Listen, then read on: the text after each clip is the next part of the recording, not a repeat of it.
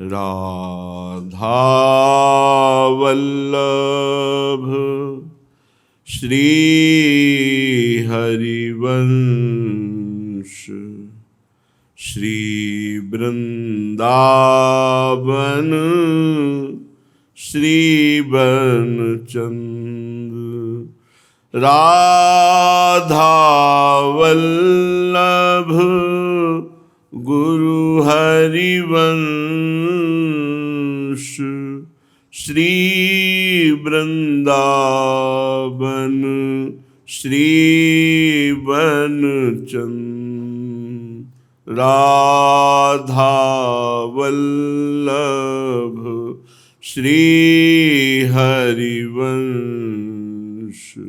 श्री वृंदावन श्री बनचंद्र वृंदावनेश्वरी तवैव पदारविंदम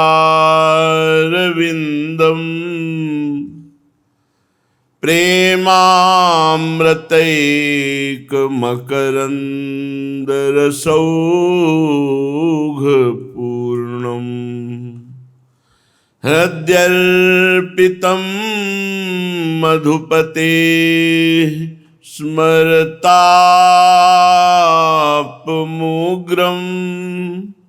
निर्वापयत्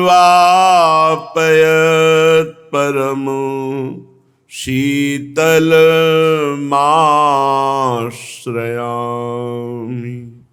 परम शीतल माश्रयामि।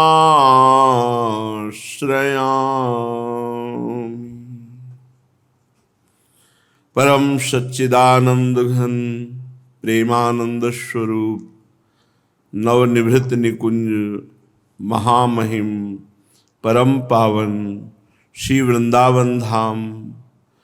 वृंदावन धाम के लाडिले प्राणाराध्य प्राणप्रिय श्री युगल सरकार श्यामा श्याम समस्त सहचरी वृंद खग मृग पशु पंछी तरुलता यमुना रसरानी रजरानी समस्त ब्रजवासी परिकर बड़ी विडंबना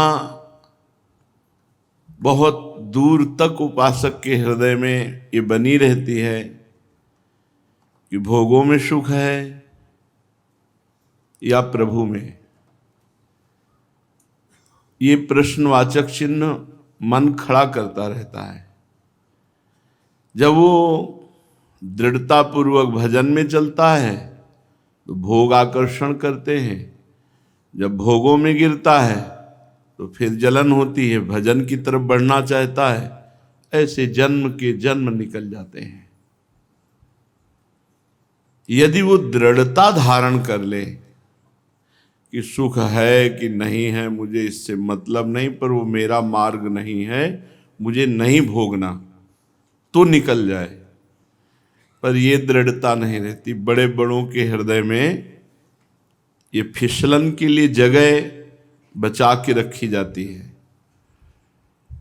वो चाहता नहीं है, पर ना चाहते हुए भी जबरदस्ती ये मन और इंद्रियों की अधीनता उसे विषय सेवन में लगा देती है। विषय सेवन से भजन का उत्साह नष्ट हो जाता है। आप देखो 10 दिन निर्विषय रहकर भजन करो, 10 दिन मात्र, तो आपके भजन की उत्साह वृत्ति बढ़ेगी। और जहां फिर गलत किया फिर बैठ जाएगी, फिर ना वो क्रम रहेगा, ना वो जोश रहेगा, ना स्वाद आएगा भजन में। एक खिन्नता सी उदासीनता सी भजन की तरफ आ जाएगी। अब भोग और भजन पूरी सृष्टि को दो भाग में, एक तरफ भोगाकर्षण और चलना में भजन की तरफ है। अब भजन में अभी आनंद नहीं मिला, प्रियता नहीं हुई, और भोगों में जन्म जन्मांतर से हम आनंद खोज रहे हैं और प्रियता है, इसलिए बार बार हम भोग की तरफ ही फिसलते हैं। भजन मार्ग में हम सुदृढ़ खड़े नहीं हो पा रहे हैं। भगवान की आश्रय वृत्ति ही यहां बचाएगी। जिन आराध्य देव प्रभु की आप हृदय से शरण में हुए हैं, इसीलिए भक्ति सर्वश्रेष्ठ है, क्योंकि इसमें भगवान का बल है, भगवान का भरोसा है, भगवान का सहारा है। ज्ञान में स्वयं का बल है, अगर आप गिर गए तो गिर गए, फिर किसी जन्म में तैयारी करना। लेकिन भक्ति में गिर करके भी भगवत प्राप्ति हो जाती है। वो भगवान के भरोसे होता है, भगवान का आश्रय लिए होता है, भगवान से फिर विनय करता है, भगवत बल मिलता है और वो भगवान को प्राप्त होता है। भगवत बल से ही भगवत प्राप्ति होती है। इसलिए जिसको ऐसा लगता है कि मैं तैर करके भव समुद्र पार हो जाऊंगा ज्ञान आदि साधनों से, देख ले बड़े बड़े महापुरुषों का अनुभव, संतों का अनुभव कि बिना भगवान श्री हरि की शरण हुए इस दुरंत माया पर विजय प्राप्त करना बहुत कठिन है। 2 4 10 दिन ठीक चलोगे, फिर गिर जाओगे, फिर उठो, फिर गिर गए। बार बार ऐसा होने पर साधक निराश हो जाता है। कब तक? ये निराशा यदि शरणागति है तो पूर्ण भगवान के चरणों में समर्पित करा देगी। अगर अहंकार शेष रहा तो फिर गिरना पड़ेगा। इसलिए पहले से ही अहंकार सहित भगवान की शरण में हो जाए तो इस सब विषयों पर विजय प्राप्त करके इसी जन्म में वो गाढ़ भजन के द्वारा भगवान की प्राप्ति कर ले। फिर हम तो प्रियाजू की शरण में हैं, जिनकी शरणागति का, जिनके चरणों का बड़ा प्रताप है। पूर्ण महिमा चरणों की तो वृंदावन और लालजू जानते हैं, प्रियाजू के श्री चरणों की। श्रीपाद प्रबोधानंद जी महाराज कह रहे हैं, राधा पादारविंदानंदम वृंदावनम हरेर हृदपि पूर्वत्र सैव धत्ते परत्र हरिणार्पयते बलाधृतीयत। श्री प्रियाजू के चरणारविंद का आनंद पूर्ण रूप से तो 2 ही करते हैं, वृंदावन और लालजू महाराज। श्री वृंदावन की रज में हमारी प्यारी जू जब चलती हैं तो चरण चिन्ह बनते हैं, 19 चरण चिन्ह। और जब प्यारी जू चलती हैं तो लालजू का हृदय ऐसा होता है कि वो भूमि लालजू का हृदय बनता है और लाडली जू के चरण लालजू के मानो हृदय पर पड़ रहे हैं। श्रीमद चतुरासी जी के एक पद पर ध्यान दें तो भाव समझ में आ जाएगा। ब्रजनो तरुणी कदम्ब मुकुटमणि श्यामा जो बनी, इस पद में आखिरी के 2 लाइनों के ऊपर लाइन, पद अम्बुज जावक जुत भूषण प्रीतम उर अवनी नव नव भाय बिलोभी भाम भू विहरत वर करनी ब्रज नव तरुणी कदम्ब मुकुट मणि श्यामा आजु बनी। पद अम्बुज जावक जुत भूषण, श्री प्रियाजू के चरण कमल जिनमें महावर लगा हुआ है, मेहंदी से चित्रकारी की गई है और पायल नूपुर आदि भूषण धारण किए हुए, कहाँ विराजमान है? बोले प्रीतम उर अवनी, प्रीतम के हृदय से लगे हुए। इसमें वर्णन करते हैं पूर्वत्र शैव धत्रे परत हरिणार्प्यते बलाधृतियत। श्री चरणों के समीप बैठकर श्री कृष्णचंद्र जी, श्री लाल जी बलपूर्वक श्री लाडली जी के चरणों को लेकर अपने से हृदय से लगाते हैं। श्रीमद् राधा सुधा निधि में हृदयर्पितम मधुपते स्मरताप मुग्रम निर्वापयत परम शीतलमाश्रयामि। श्री लाल जी लाडली जी के चरणों को जब ऐसे अपने वक्षा स्थल पर रखते हैं तो उनके हृदय का जो स्मरताप है उसका शमन हो जाता है। परम शीतलता, परम शांति। हम ऐसे राधा चरणारविंद के आश्रित हैं जिनकी महिमा दो ही जानते हैं, संपूर्ण महिमा वृंदावन और या लाल जो। ऐसे हम गोरे चरणारविंद के आश्रित हैं। हमारा बल श्री वृंदावनाधीश्वरी के चरणारविंद है। हमें हारना नहीं है, चाहे जैसी परिस्थिति हो, हमें भागना श्री जी के चरणों की तरफ ही है। हमें कभी निराश नहीं होना, ये माया निराश करेगी। बार बार हमसे ऐसी गलती होंगी, ऐसे आचरण होंगे कि लगेगा कि अब हम श्री जी के लायक नहीं हैं, ऐसा लगेगा। ये बड़ा नीच मन है, ये कभी विश्वास योग्य नहीं है। बहुत अच्छा सपोर्ट करेगा, एकदम विरोध करके गिरा देगा, और जब साधक गिरता है तो उसको लगता है मैं लगता हूं नहीं चल पाऊंगा इस मार्ग में, ये बार बार मुझे गिरा देता है मन। निराश नहीं होना, हताश नहीं होना, फिर भागो श्री जी के चरणों की तरफ। बहुत उदार चरणारविंद है, बहुत करुणामय है। प्रेम की अजस्र धारा शरणागतों पर बरसती रहती है। बाट जो हो कब वर्षा होगी हमारे ऊपर प्रेम की, जब ये काम क्रोधादि दोष सब धुल जाएंगे और हम निर्मल भाव से अपनी प्यारी जो प्यारे जू में ही तन्मय बने रहेंगे। दुर्भाग्य है, श्री जी तो कृपा करती हैं, पर हम उस कृपा की अवहेलना करके फिर भोगों की तरफ चले जाते हैं।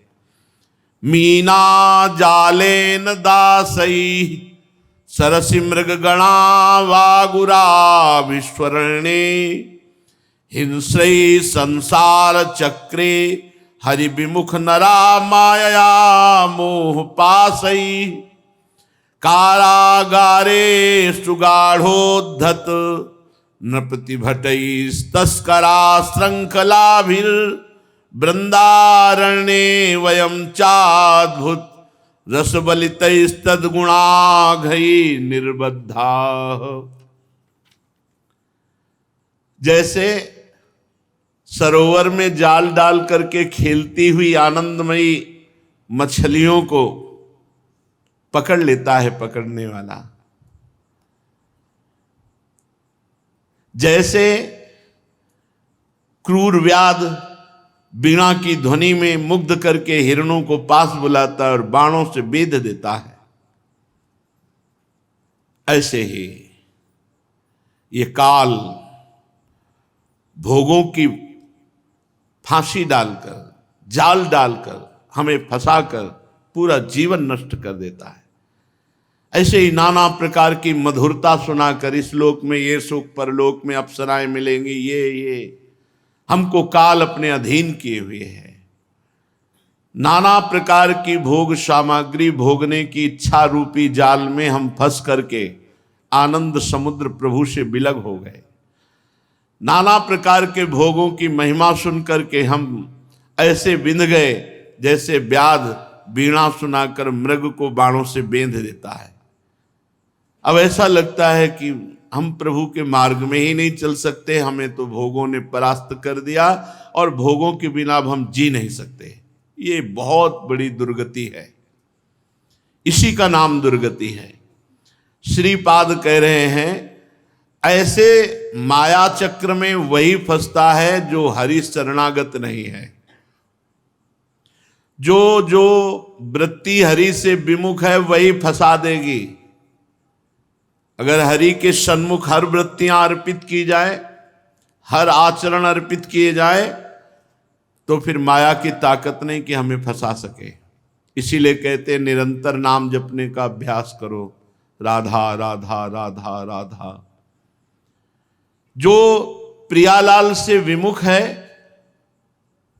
वो बंधन में बंधेगा ही बंधेगा। कहा हनुमंत विपति प्रभु सोई, जब तो सुमिरन भजन न होई।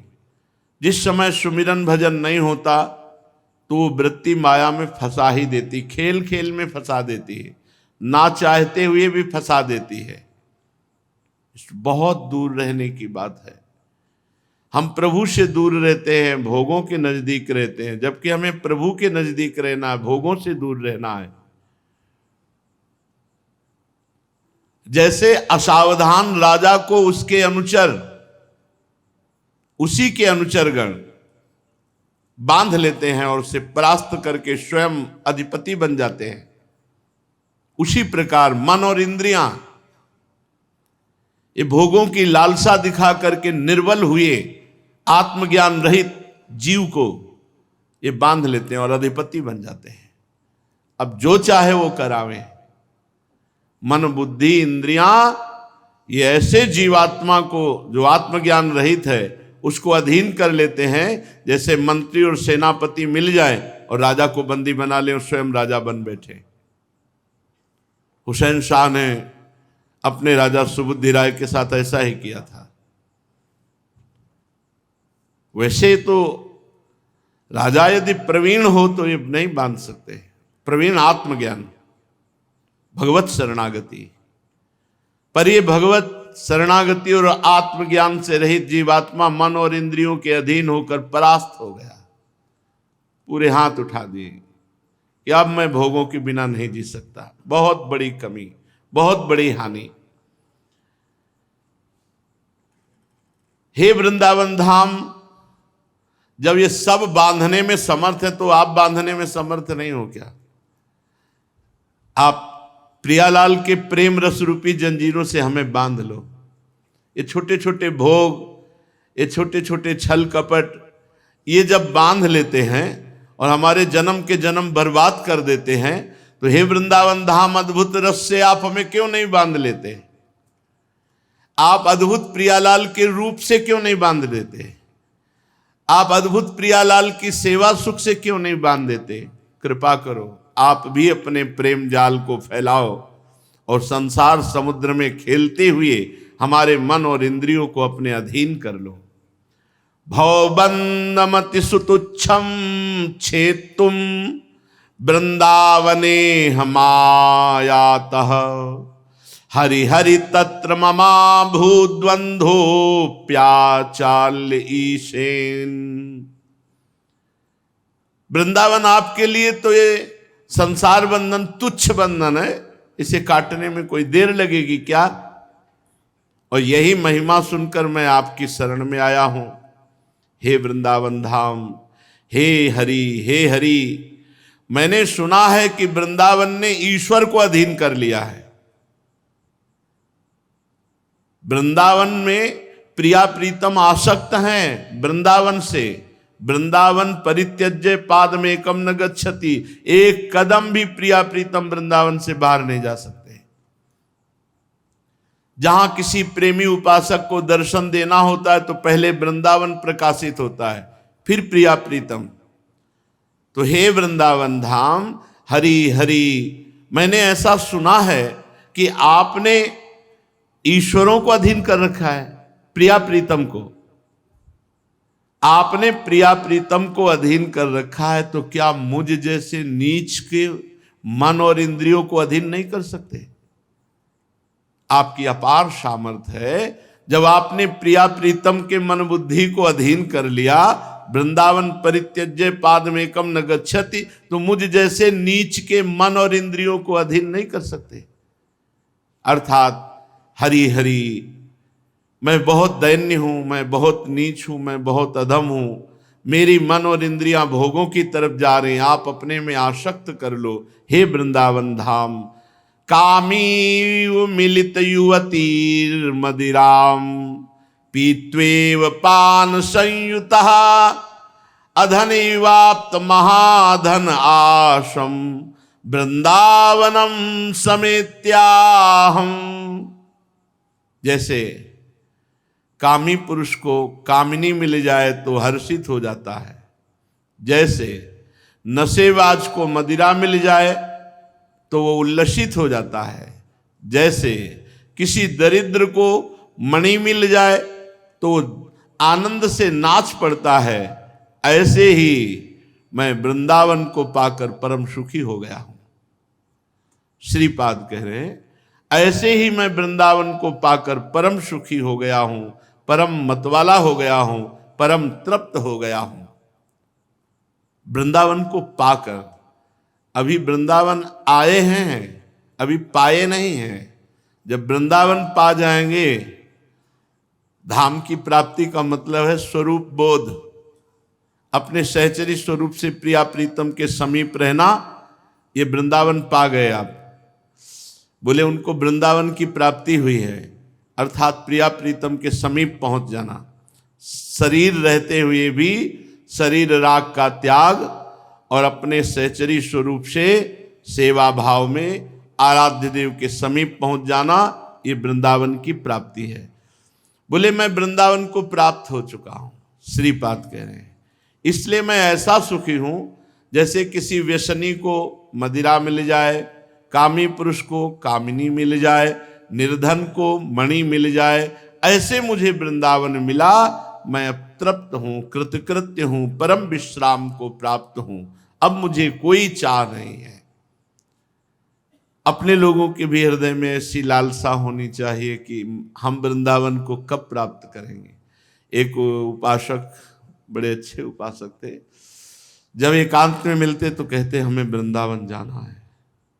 तो हम कहते वृंदावन में तो हो ही, बोले नहीं, हमें वृंदावन जाना है, हमें वृंदावन जाना है। जब हित धाम में आते थे तो उस समय ऐसा लगता है, ऐसा क्यों कहते हैं तो ना वृंदावन में, लेकिन वो दिव्य वृंदावन की बात करते, मुझे वृंदावन जाना है, मुझे वृंदावन जाना है, जहाँ हमारे प्रियालाल खेल रहे, मुझे उस वृंदावन में प्रवेश पाना है।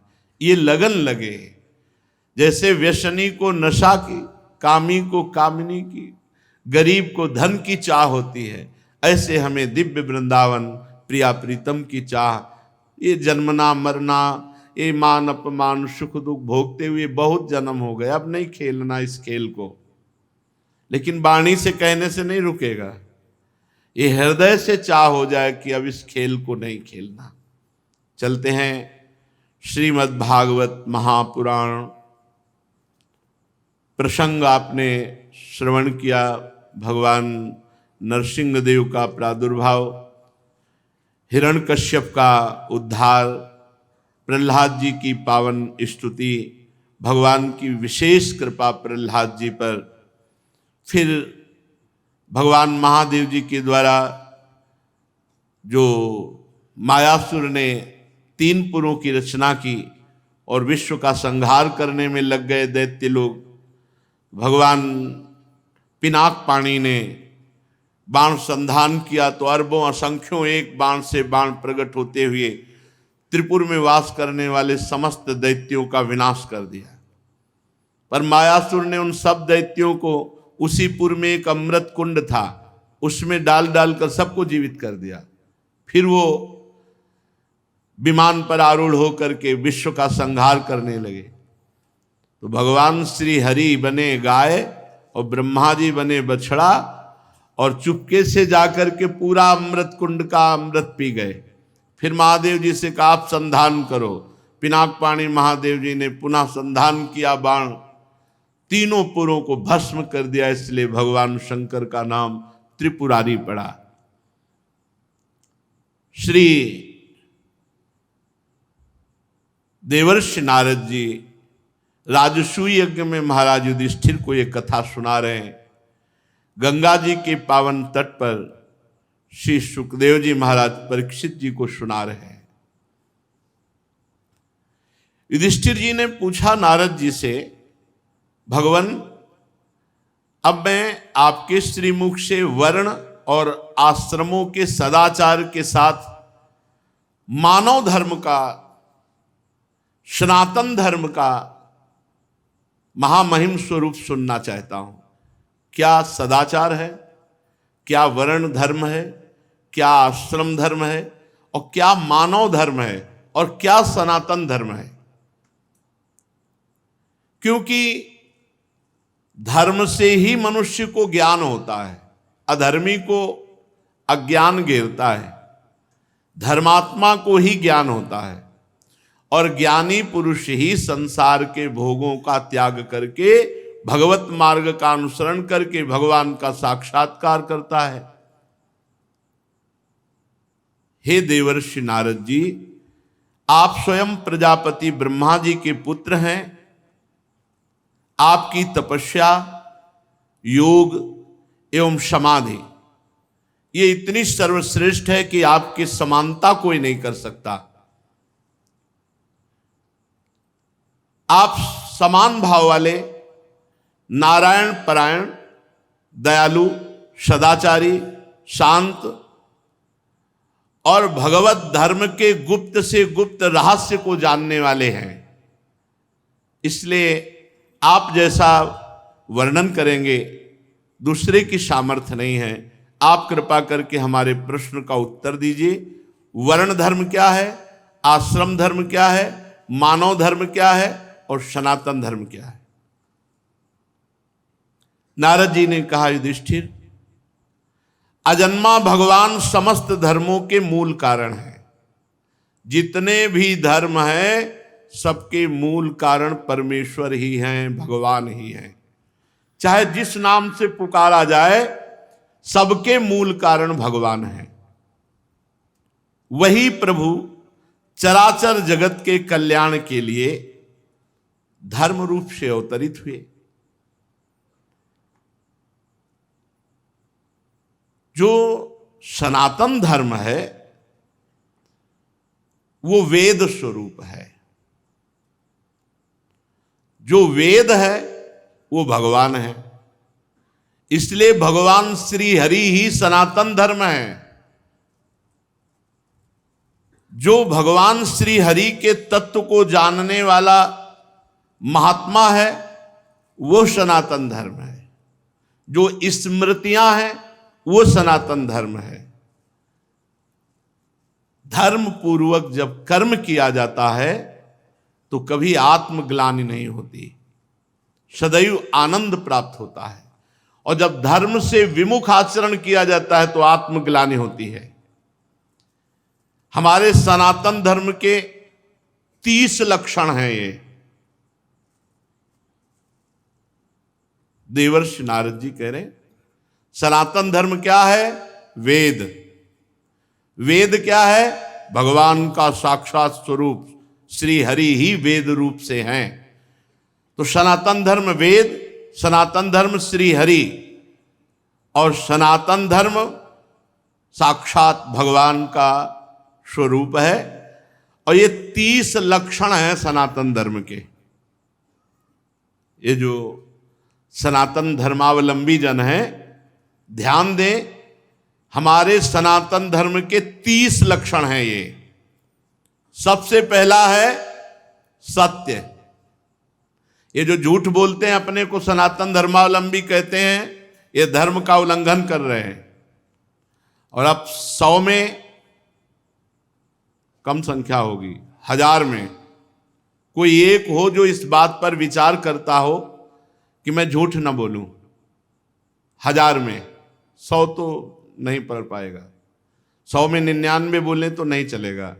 1000 में एक कोई होगा जो ये विचारवान हो कि मैं सत्य बोलूं, झूठ ना बोलूं। हम लोग बड़े गर्व से कहते हैं हम सनातन धर्मावलंबी हैं। तो सनातन धर्म का पहला लक्षण है सत्य। और सत्य क्या है? भगवान। सब कोई जानता है, मरने के बाद जब शव यात्रा होती तो सब बोलते हैं राम नाम सत्य है। जैसे अपने ब्रज में बोला जाता है कृष्ण नाम सत्य है, गोपाल नाम सत्य है, गोविंद नाम सत्य है। अगर भगवान का नाम जप नहीं करते तो किस बात के सनातन धर्मावलंबी? सत्य नहीं बोलते तो किस बात के सनातन धर्मावलंबी? रघुकुल रीति सदा चली आई, प्राण जाए पर वचन न जाए। एक बार कह दिया तो प्राण चले जाएं पर अपने वचन नहीं झूठे होने देते थे। और यहां सुबह वचन देते हैं, शाम के भूल जाते हैं। सुबह कसम खाते हैं, शाम के तोड़ दें। और हमें गर्व से कहते हैं हम सनातन धर्मावलंबी हैं। हमारे सनातन धर्म के 30 लक्षण हैं। अगर ये लक्षण नहीं है तो आप कैसे कह सकते हो? पहला ही लक्षण है सत्य। सत्य है भगवान नारायण हरि राम कृष्ण। सत्यनारायण सच्चिदानंद रूपाय विश्वोत्पत्त्यादि हेतवे तापत्रय विनाशाय श्री कृष्णाय वयम नमः। जब भगवान कंस कारागार में प्रकट हो रहे हैं तो समस्त देवता करके जब स्तुति करते हैं तो पहला श्लोक है सत्यव्रतम त्रिसत्यम। त्रिकाल में जो सत्य है वो भगवान सत्य। नाम जप नहीं करते, सत्य नहीं बोलते, सत्य मार्ग पर नहीं चलते, किस बात के सनातन धर्मावलंबी? सत्य को समझो। दूसरा दया। ये हमारे सनातन धर्म के 30 लक्षण हैं। दया, सब पर दया। दया करने की सामर्थ्य उसी के हृदय में आएगी जो दया का उल्टा क्या है? याद। जिसे याद है कि मैं कौन हूं, मेरा कर्तव्य क्या है, मैं सनातन धर्मावलंबी हूं, मेरा कर्तव्य है सब पर दया करना और सदैव भगवान की याद में रहना और सत्य बोलना, सत्य आचरण करना। दो ये हुए। तीसरा है तपस्या। सनातन धर्म का लक्षण तपस्या किसे कहते हैं? जो अपने धर्म में चलने पर कष्ट प्राप्त होता है उसे आनंद पूर्वक सहा जाए, उसे तपस्या कहते हैं। जो भी अपने धर्म पर चलने पे कष्ट मिले, काम आदि जलाते हैं, क्रोध आदि जलाते हैं, बहुत प्रकार के ताप हैं। जैसे अब प्रातःकालीन बेला पर उठ करके स्नान करके अपनी दिनचर्या पे आना बड़ा कठिन है। 8 बजे तक खूब सोना, तो कहां वो 8 बजे तक सोना और कहां 2 बजे रात्रि के जग करके अपनी दिनचर्या करना। तो अपने धर्म के पालन में जो हमें कष्ट मिलता है उसे तपस्या कहते हैं। हमारे सनातन धर्म का तीसरा लक्षण है तप, तपस्या। चौथा है शौच। शौच माने पवित्रता, शरीर की बाहरी पवित्रता और हृदय की आंतरिक पवित्रता। ये सनातन धर्म है। खड़े खड़े लघु शंका करते हैं, पूरे कपड़े में छिट्टी पड़ती है, अपवित्र। शौचालय की सीट पर बैठकर लघु शंका करते हैं, उठे चल दिए, अपवित्र। शौच हुए, वैसे हाथ धो लिया चल दिए। नहीं, बाहरी और भीतरी दोनों पवित्रता होनी चाहिए। लघु शंका ऐसे स्थान पर करो जहां लौट कर तुम्हारे ऊपर छिट्टी ना पड़े। हाथ धोइए, पैर धोइए, आचमन कीजिए। शौच उतने ही कपड़ा पहनकर होइए जितने प्रक्षालन धो सको। और साबुन मात्र से पवित्रता नहीं मानी जाती। साबुन से एक बार हाथ धो लो तो एक बार रज से जरूर हाथ धो। थोड़ी रज ले लो। मान लो आजकल बड़ी आधुनिकता है कि नालियां जाम हो जाएंगी, तो थोड़ी रज ले लो। और रज का स्पर्श ही पवित्र करता है। जल, मिट्टी, रज आदि से बाहरी पवित्रता, और छल कपट, गंदी बातें सोचना, गंदी बातों के संकल्प बनाना, ये सब अंदर की अपवित्रता है। इसका त्याग कर दे। छल कपट, गंदी बातों का चिंतन, गंदी बातों का संकल्प त्याग करने से आंतरिक पवित्रता होती है। और बाह्य और आंतरिक दोनों पवित्रता पूर्ण रूप से सुरक्षित रहेगी यदि धर्म का पहला लक्षण सत्य। सत्य है हरि, सत्य है हरि नाम। यदि नाम चल रहा है तो भीतर और बाहर दोनों से पवित्र रहोगे। सवायाभ्यंतर शुचि, वाय अभ्यंतर शुचि। जो नाम जापक है उस अंदर और बाहर दोनों से पवित्र रहता है। जब तक पवित्र नहीं रहोगे तब तक आप उच्च कोटि के विचार वाले नहीं बनोगे। पक्की बात समझना। जितना आप पवित्र रहोगे उतने ही आपको दैवी संपदा के विचार आएंगे, उतने ही दिव्य महापुरुष आपसे मिलने आएंगे अव्यक्त रूप से। अब आप समझो, ये बात हम कह रहे हैं, इसमें कितने % लोग बच रहे हैं। पवित्रता बहुत जरूरी है। पवित्रता, ये जो आज के लोग हैं ना, बोले मन पवित्र होना चाहिए, सर ये बाहरी सब क्या है, तो दिखावा है, तो मन कैसे पवित्र होगा? बाहरी तो तुम्हारा मन अपवित्र हुआ है, भोगों में, शरीर में, संसार में, तो यहीं से पवित्रता शुरू होगी, तब तुम्हारा मन पवित्र होगा। बाहर से पवित्र होते होते अंदर पवित्र हो जाओगे, बाहर अपवित्र है तो। हमारा सनातन धर्म का लक्षण चौथा है पवित्रता। पहला सत्य, फिर दया, फिर तपस्या, फिर पवित्रता। 30 लक्षण है, ये सनातन धर्म है, इसको समझो। पवित्रता बड़ा कठिन है, पवित्र रहना। आप देखो बड़ा कठिन है पवित्र रहना। पवित्रता अत्यंत अनिवार्य है सब साधक के ध्यान। पवित्रता, अगर पवित्रता नहीं तो आपका विचार उत्तम नहीं हो सकते, आप महापुरुषों का जो चिंतन शैली है वहां नहीं पहुंच सकते। कल एक आए थे भगत जी एकांतिक में, उन्होंने कहा आपने सत्संग में और एकांतिक में कहा कि मन की पीएचडी की है, तो हम भी मन की पीएचडी कर रहे हैं, तो हम आपसे बात करना चाहते हैं। हमारा मन, आपका मन, क्योंकि आपने भी पीएचडी की, हमने भी की। तुमको आप पढ़ के की हो? बोले हाँ। तुमको हम पढ़े थोड़ी पीएचडी, हमारा तो विनोद में कहा था, हम तो मन को पढ़ा है, हमने मन को पढ़ा है। आप मन के विषय में पढ़ा होगा, हमने मन को पढ़ा है। तो बोले फिर तो हमारा और मन आपका समान हुआ। तुम कहा तुम्हारे मन को देखने की हमारी रुचि नहीं है, और हमारे मन में पहुंचने की तुम्हारी सामर्थ्य नहीं है। तुम्हारे मन को देखने की हमारी रुचि नहीं है, क्योंकि मन की रुचि जान नेह विधि अनुसार है, और तुम्हारा मन हमारे मन तक पहुंच जाए इतनी सामर्थ्य नहीं। आ जाएगी, मानो देह है, हरिवंश शरणागत हो, किसी सहचरी की कृपा हो जाए तो भले, नहीं ऐसे अनुमान से थोड़ी जान सकते हो। तितिक्षा, पांचवा है सहनशीलता। तितिक्षा ये सनातन धर्म है। देखो महाराज शिवी ने कबूतर की रक्षा के लिए अपने देह के मांस को काट के दी। तितिक्षा, दूसरों के हित के लिए, दूसरों के मंगल के लिए भीषण से भीषण कष्ट सह जाना, भारी से भारी कष्ट धर्म के लिए सह जाना। श्री गुरु गोविंद सिंह के दोनों लाडले राजकुमार प्राण प्रिय दीवाल में चुनाए जा रहे हैं, लेकिन धर्म के आगे ना उनके हृदय में शोक है, ना उनके हृदय में मोह है। धर्म के लिए बलिदान। तितिक्षा, हर कष्ट को सहकर अपने धर्म का पालन करना, धर्म का त्याग नहीं करना। धर्म भगवान का साक्षात स्वरूप है। अगर आप धर्म के लिए कष्ट सहेंगे तो फिर कष्ट रह ही नहीं जाएंगे, अद्भुत आनंद आएगा। तितिक्षा, हर कदम धर्मात्मा पुरुष के सामने कष्ट रूपी कांटे बिछाए जाते हैं, और जब उन पर वो चलता है तो हर कांटा उसके लिए फूल के समान हो जाता है। पर इतनी हिम्मत होनी चाहिए, ये धर्म रूपी मार्ग में चलने पर ये शूल फूल बन जाएंगे, पर पहले शूल। इसीलिए धर्म पर चलना बड़ा कठिन होता है।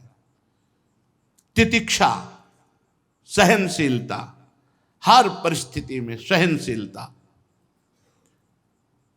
और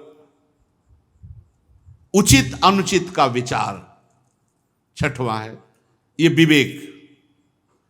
सनातन धर्म का छठा लक्षण विवेक, सत असत का विचार, उचित अनुचित का विचार। उचित क्या है, अनुचित क्या है, सत क्या है, असत क्या है, इसका विचार ये विवेक से होता है। ये विवेक कहां मिलता है? बुद्धि तो सबके हो सकती है, पर विवेक नहीं। विवेक सत्संगियों को मिलता है। बिन सत्संग विवेक न होई। बिना सत्संग के विवेक हो ही नहीं सकता, और सत्संग बिना भगवान की कृपा के नहीं मिलता। बिन सत्संग विवेक न होई, राम कृपा बिनु सुलभ न सोई। राम कृपा बिनु सुलभ न सोई। उचित अनुचित का विचार। सातवां, मन का अधीन करना, यह है सनातन धर्म। मन का अधीन करना, संयम में लेना। जो मन चाहे वो थोड़ी नहीं, जो धर्म कह रहा है उसके अनुसार मन को चलाना, ये मन का संयम करना बड़ा कठिन है। मन का संयम करना, बातें बना लेना, अधिक बात, बड़े बड़े ज्ञान की बातें आके जब करते हैं, फिर जब मन के संयम की बात करते हैं कि ईमानदारी से वृंदावन में बैठे हो, सत्य बताओ, तो फिर चुप हो जाते हैं। ज्ञान तभी सार्थक है जब संयतेन्द्रिय श्रद्धावान लभते ज्ञानम तत्परा संयतेन्द्रिय, जो तुमने ज्ञान जाना तत्परा उसके परायण हो और अपनी इंद्री मन को संयम में लो, तब तो तुम्हारा ज्ञान सार्थक, नहीं तो बकवास है, ज्ञान थोड़ी है। ये बातें बनाना अलग बात, अपने लोग पूरा जीवन इसी में चल रहे हैं, पूरा जीवन का निर्णय बता रहे हैं। भगवान की कृपा के बिना एक कदम भी नहीं चल सकते, भगवान की कृपा के बिना एक दिन भी पवित्र नहीं रह सकते, एक दिन भी। ये हाथ उठा कहते हैं, कोई मुझ टे तो भाई अलग है, कभी हमें मिले ऐसा कोई कि भाई बकाया हम जैसे बता रहे हैं कि एक दिन भी साधना परायण होकर पूर्ण पवित्र जीवन तो ये भगवान की कृपा से निपटा, पूरा जीवन तो बहुत बड़ी बात है। मन का संयम और फिर इंद्रियों का संयम, फिर अगला है अहिंसा। मन से, वचन से, शरीर से किसी की भी हिंसा ना करना, ये सनातन धर्म है। अहिंसा, वाणी से ऐसे कठोर शब्द मत बोलो किसी का दिल दुख जाए। आपको बोला हो तो उसका स्वभाव है, आप सनातन धर्मावलंबी, आप ऐसा ना बोले। शरीर से किसी को पीड़ा पहुंचाएं, ऐसा हमारा आचरण ना हो। मन से किसी का बुरा सोचे, ऐसा हमारा मन ना हो।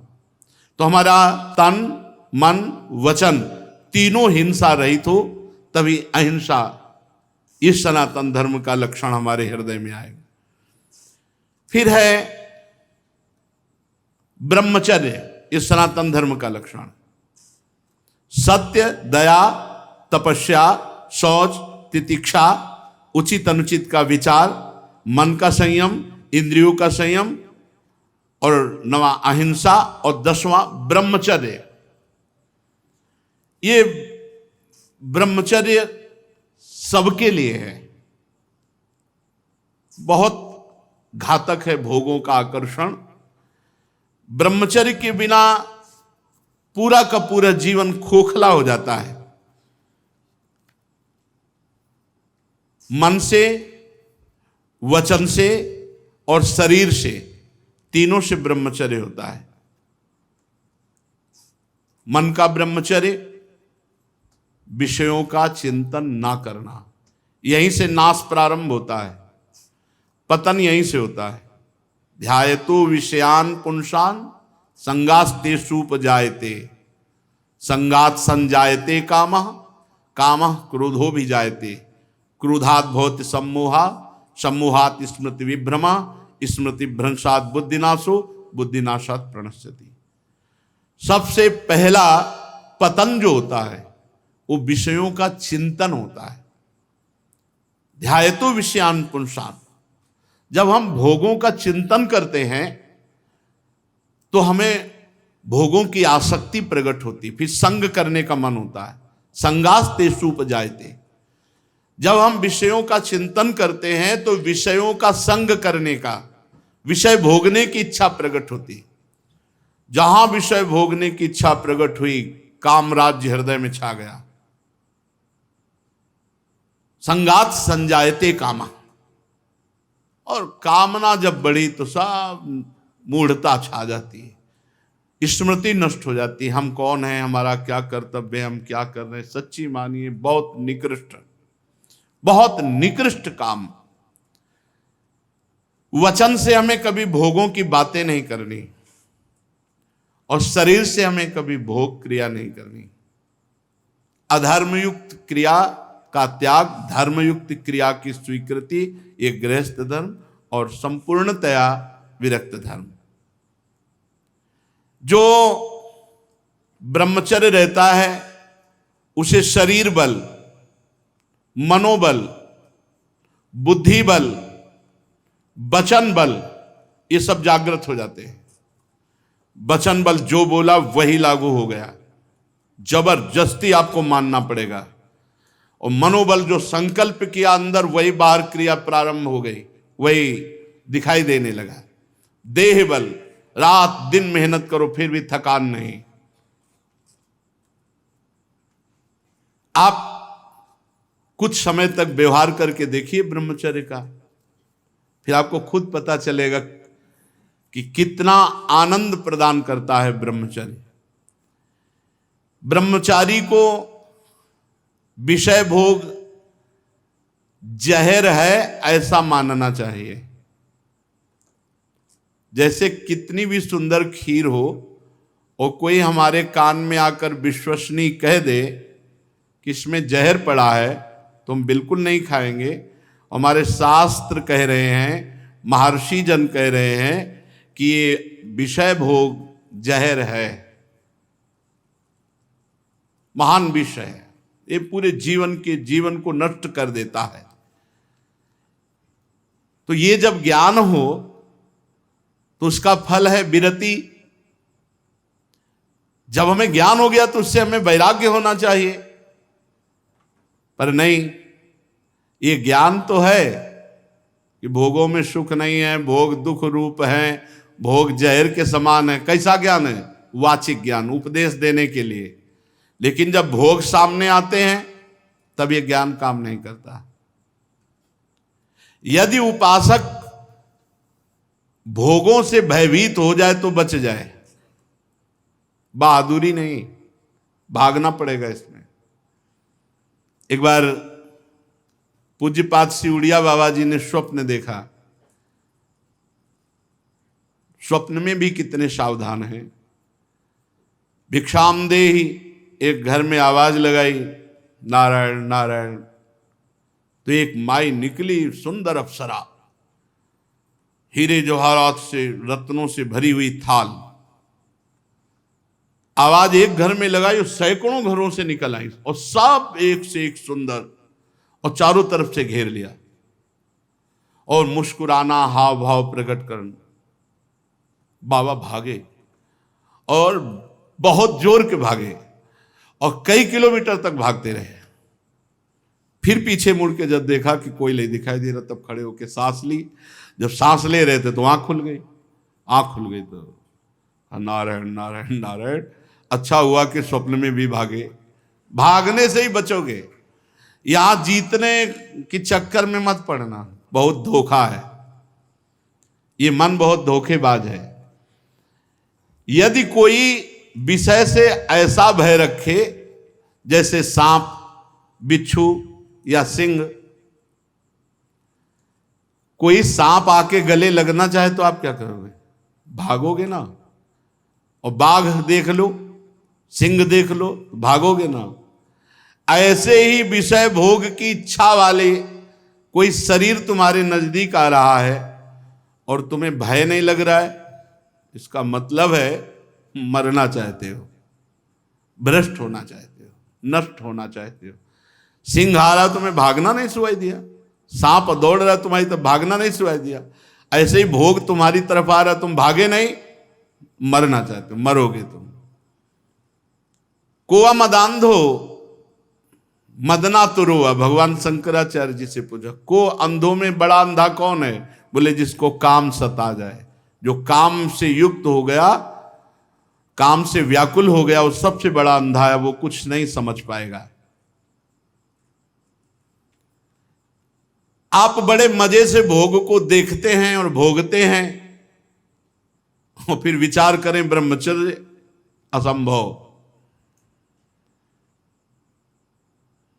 जैसे जलेबी है, एक बार चख लिया तो जलेबी नाम लेते ही वो कुरकुराहट वो मुंह में आ जाएगा, नहीं आ जाएगा? इसे कहते हैं तृष्णा। भोग भोगा, अब वो तृष्णा जहर की तरह तुम्हारे हृदय में बस गई। अब वो भगवाने निकाले तो निकाले, नहीं तो पूरा जीवन भर मार देगी। भोगों का जहर तृष्णा, तृष्णा। अनंत जन्मों से हम भोगते चले आ रहे हैं, इसलिए हमारी परवशता हो गई है। परवशता, इंद्रिय और भोगों में विवशता, हम हार चुके हैं। लेकिन मोक्ष का रास्ता जितेंद्रियता से जुड़ता है, परवशता से नहीं। इसलिए आपको एक इंद्रियों के भोगों से जीतना पड़ेगा, लड़ना पड़ेगा। भटकते रहने से ये जन्म भी चला जाएगा, जैसे और जन्म चले गए।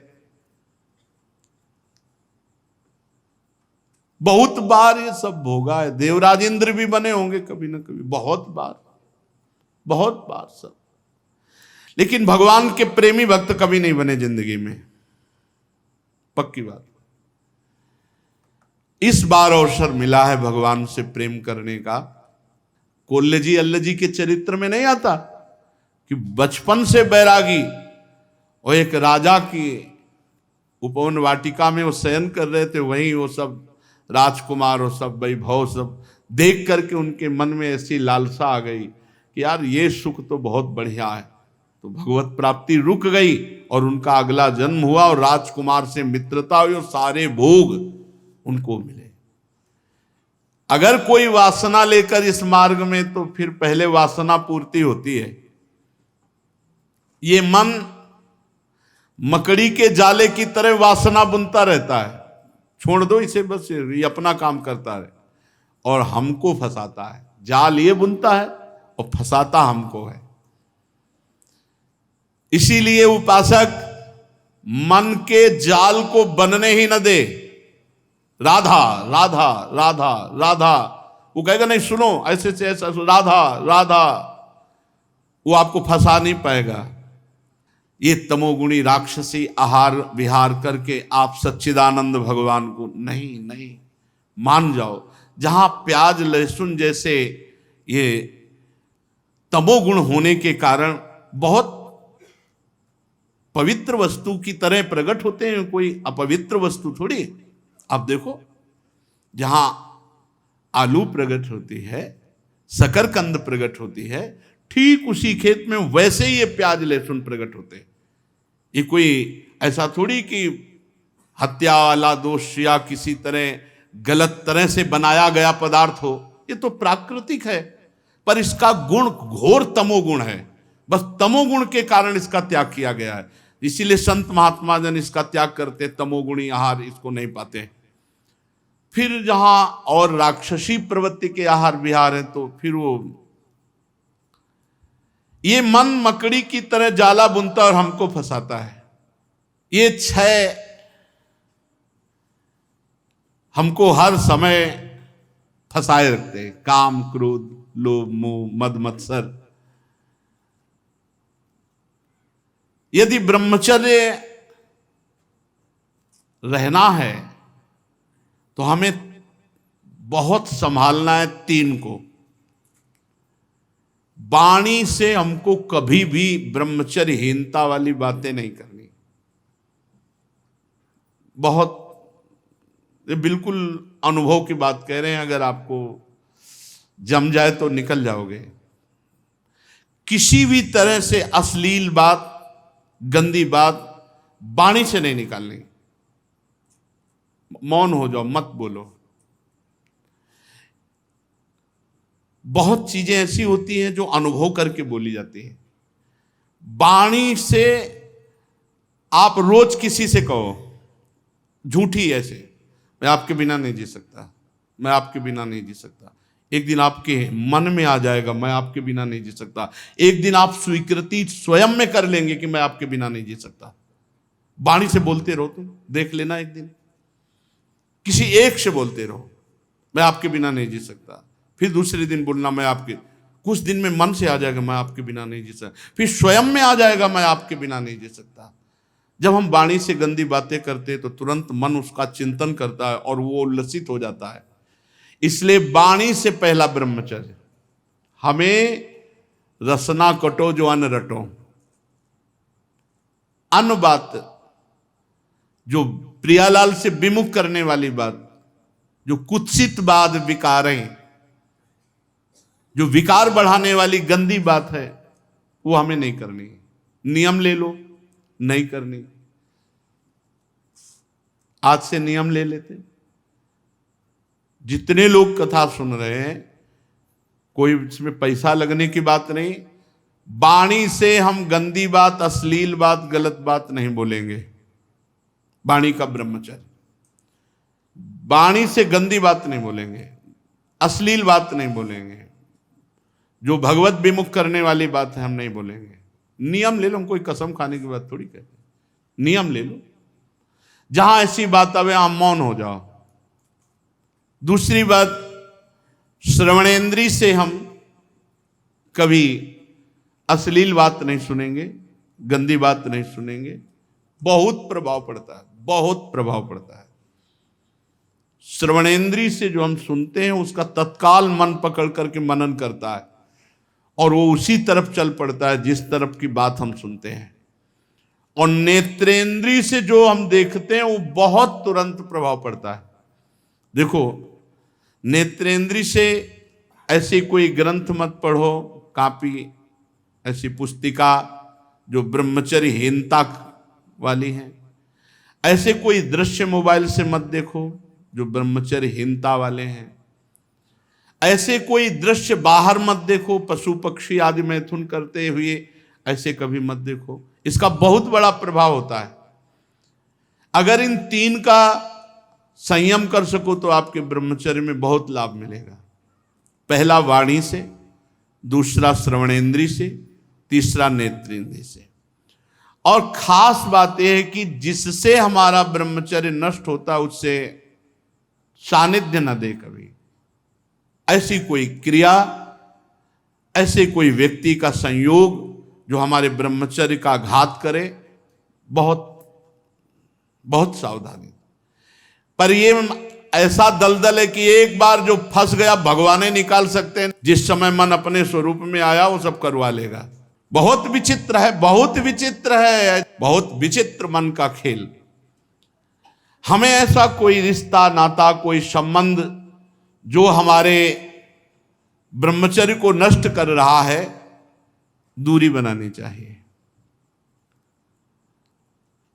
और भोजन का ब्रह्मचर्य पर बहुत बड़ा प्रभाव है। यदि आप अधिक मिर्च वाली, घर में ही बना के करें, अधिक मिर्च वाली, अधिक तेल घी वाली ये पदार्थ पाएंगे तो ब्रह्मचर्य स्वाभाविक नष्ट हो जाएगा बिना किसी क्रिया के। ब्रह्मचारी को एक बीमार की तरह भोजन पाना चाहिए। जैसे मूंग की दाल है, घिया की सब्जी, रोटी, बस, क्योंकि उसे पावर की जरूरत नहीं है, उसे अधिक पावर की जरूरत नहीं है। स्वयं में सामर्थ्य सुरक्षित है, इसलिए बाहरी पदार्थों से बादाम चबा रहे हैं, काजू चबा रहे हैं, हलवा खा रहे हैं और बहुत प्रकार के मीठा आदि। मीठा तो ब्रह्मचर्य में थोड़ा बस ले ले, इसके बाद अधिक मीठा भी वो जहर का काम करेगा, स्वाभाविक ब्रह्मचर्य को नष्ट कर देगा। जो भोजन कब्जियत बनाती है, अगर ऐसा भोजन पाया जाएगा तो ब्रह्मचर्य अपने आप स्वप्न दोष के रूप में नष्ट हो जाएगा। सात्विक भोजन, पेट साफ, बहुत आवश्यक है। हल्का भोजन, कम मात्रा में, पेट उधर, तो बहुत सुंदर आपके भजन की वृत्ति बढ़ेगी। आपका ब्रह्मचर्य बहुत लंबे समय तक आबाद चलेगा। बाजार की वस्तु तो ब्रह्मचारी होकर बाजार की वस्तु तो मुझे समझ में नहीं आता। बाजार की वस्तु तो नहीं खानी चाहिए। बनी हुई, बाजार की वस्तुएं बनी हुई, एक ही चीज को आप गौर से पा करके किसी एक चीज को बाजार की, फिर देखो आपके अंदर स्फुरणा क्या होती है। पहले कैसे हो रही थी, फिर कैसे हो रही। और आप पवित्र भोग लगा के श्री जी को पवा के पा के फिर देखो कैसी स्फुरणा हो रही भजन की। भजन परम पवित्र वस्तु, ऐसे थोड़ी होता तुम जहां तहां अन्न खात सखी कहत आप कात सकल देव से द्वंद जात रात सर्वस्व वहीं शिव। सेवक जी महाराज जहां तहां अन्न खाते थे, बाजार का भोजन हो, बोले ब्रह्मचारी जी हैं। नहीं हो पाएगा भाई, ब्रह्मचर्य नहीं हो पाएगा। हाँ, नाम लिख सकते हो, टाइटल तो बन सकता है, लेकिन सही माने में आपका ब्रह्मचर्य, जब तक आपका आहार शुद्ध, अगर अपने धर्म को सुरक्षित रखना चाहते हो तो बाजार का भोजन। और छोटे छोटे बच्चों में बहुत सी गलतियां ऐसी आ चुकी हैं जो उनके जीवन को नष्ट कर रही हैं। हमें ऐसे कई बच्चे मिले हैं, तो माता पिता को चाहिए कि छोटे बच्चों से भी मित्रता का व्यवहार करें, उनको इतना फ्री करें कि वो आपसे अपनी बात बता सकें और आप उनको सही दिशा दे सकें। नहीं, जैसे 13-14 वर्ष के बच्चे हैं और ये गंदी क्रिया कर रहे हैं, इनका जीवन बहुत बुरी तरह नष्ट हो जाएगा। ये गृहस्थी लायक नहीं रहेंगे। विरक्ति तो बहुत बड़ी बात रह गई, ये गृहस्थी लायक नहीं रहेंगे, संतान उत्पन्न करने लायक नहीं रहेंगे। इसलिए माता पिता को चाहिए कि अपने बच्चों से फ्रेंड की तरह, दोस्त की तरह बात करें, उनको इतना उत्साह दें कि उनके अंदर जो गलती है वो पकड़ लें और प्यार से समझा दें। अगर हम बार बार बच्चों को समझाएंगे, नए नए बच्चे अभी गलत मार्ग में जो जा रहे हैं वो सुधर जाएंगे। हमारे सनातन धर्म का लक्षण है ब्रह्मचर्य। फिर है त्याग। दूसरों को सुख देने की वृत्ति का नाम त्याग है। अपने सुख को दूसरों में बांटना। ज्ञान सुख, हमारे पास संपत्ति सुख, जो भी सुख है सबको भाव से, धर्म के अनुसार सुख देने की भावना ही वास्तविक त्याग है। शास्त्रों का नित्य स्वाध्याय करना यह सनातन धर्म का लक्षण है। स्वाध्याय रामचरितमानस है, गीता जी है, श्रीमद् भागवत है, गीता पृष्ठ, बहुत सी बड़े बड़े महापुरुषों की छोटी छोटी ग्रंथ हैं, जैसे पूज्य राधा बाबा के भाई जी, पूज्य जयदयाल जी, पूज्य स्वामी राम सुखदास जी महाराज, इन महापुरुषों की छोटी छोटी पुस्तिकाएं हैं, उनको ले लेना चाहिए। एक एक पेज रोज पढ़ना चाहिए। रोज अपने घर में चाहे 10 मिनट ही कहो, श्रीमद् भागवत या रामायण, इन गाथाओं को गाओ, जिससे तुम्हारा घर पवित्र हो, तुम्हारे परिवार के जनों के कान में पड़े तो मंगल हो। ये सनातन धर्म है। फिर सरलता, बहुत सरल स्वभाव होता है सनातन धर्म का अवलंबी का। ये मुख में कुछ और, हृदय में कुछ और, आचरण में कुछ और, ये छल कपट नहीं। सरल स्वभाव न मन कुटिलाई। सनातन धर्म भगवत स्वरूप है। फिर संतोष, जिसमें भगवान प्रसन्न हो, हमें बिल्कुल वैसे ही राजी रहना है। हमें इंद्रिय और मन के अनुसार ऐसे आचरण नहीं करने जो भगवान के विमुख हो। जैसे भगवान हमें रख रहे, हम उसमें संतुष्ट हैं, जैसी परिस्थिति में रख रहे। पर सच्ची संतुष्टता भगवान के विधान में रत होकर के भगवत आचरण करने से होगी, भगवत विमुख नहीं। जिसमें भगवान राजी वही हमारे श्री कृष्ण अनुकूलेन प्रतिकूल से विसर्जनम, संतोष आ जाएगा, हृदय शीतल हो जाएगा। और समदर्शी संत महात्माओं की सेवा, सनातन धर्म संत महात्माओं की सेवा, लेकिन शर्त रखिए, समदर्शी, जो भगवत तत्व के ज्ञाता, सर्वत्र भगवान की अनुभूति करने वाले महात्मा हैं, उनकी सेवा। धीरे धीरे भोगों की निवृत्ति का अभ्यास, सनातन धर्म। मनुष्य के अभिमान का फल बड़ा उल्टा विनाशकारी होता है, ऐसा विचार करके अभिमान का त्याग और मौन, वाणी से अधिक न बोलना, संयम पूर्वक बर्ताव करना या मौन रहना। भगवत चिंतन देख लो, ये सनातन धर्म के 30 लक्षणों में हर समय भगवत चिंतन परायण, नहीं तो सनातन धर्मावलंबी नहीं माने जाओगे। प्राणियों को उत्तम उत्तम भोजन पदार्थ बांट करके खाना। अगर घर में भी अच्छा पदार्थ बने तो सबसे पहले बूढ़ों को, रोगी, बच्चे, फिर अगर नौकर चाकर है तो उनको भी दे। ये बात ध्यान रखना, अगर कोई नौकर देख रहा है, आप अच्छे पदार्थ पा रहे हो, आपने उसको नहीं दिया, ये अपराध है आपका, आपके लिए वो हानिकारक हो जाएगा। पहले हम इतना ही दे दें, एक दोने में थोड़ा अच्छा पदार्थ ले जाओ, पाओ जा करके, और फिर आप पाइए। कोई ऐसा ना हो कि आप अच्छे पदार्थ पा रहे हो, उसका हृदय देख करके ललचा गया, तो उसके हृदय में भी भगवान विराजमान है, वो भोजन तुम्हारे लिए हानिकारक हो जाएगा। अच्छे अच्छे पदार्थ दूसरों को बांट करके, पवा करके पाना। सब जीवों में, खास करके मनुष्यों में, अपने इष्ट देव का भाव रखना और भगवान के नाम, गुण, लीला का श्रवण, कीर्तन, स्मरण, भगवान की सेवा, पूजा, नमस्कार, भगवान के प्रति दास्य, सख्य, आत्मसमर्पण, ये 30 सनातन धर्म के लक्षण हैं।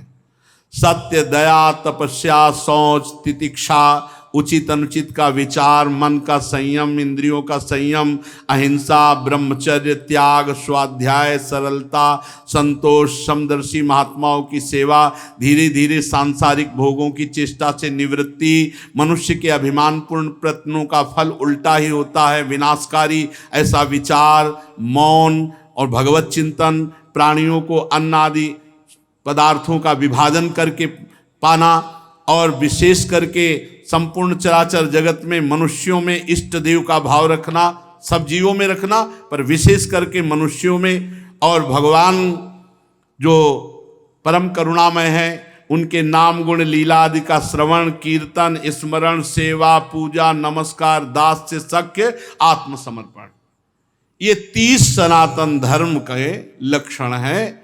जो मानव इनका पालन करता है वो सीधे भगवान को प्राप्त हो जाता है। ये धर्म है हमारा, ये हमारा सनातन धर्म है।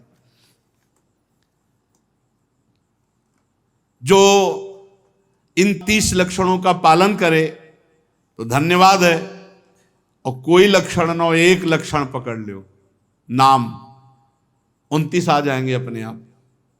नाम जब पकड़ लो तो 29 लक्षण अपने आप आ जाएंगे, और 29 लक्षणों का फल मिल जाएगा अपने आप।